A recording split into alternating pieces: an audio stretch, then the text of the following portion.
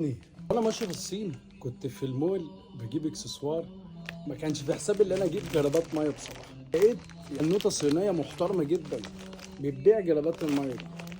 لقينا كل عندها يمكن اكتر من 12 نوع. جبنا منها اعلى كواليتي واعلى نوع اللي هو النوع ده. جايبين منه 8 الوان. انا فرقت على الالوان واقول لكم سعره واوريكم خامته. حاجه كده حصري.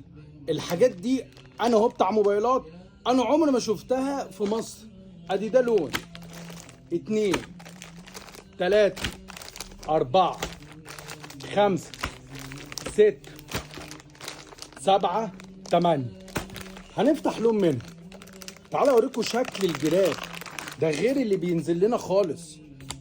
يعني قبل ما انا مسافر كنا دايما نلاقي جرابات الميه حاجه كواليتي غير كده خالص. اولا الجراب بيجي معاه حزام زي ده. انا اول مره اشوف الشغل ده بصراحه.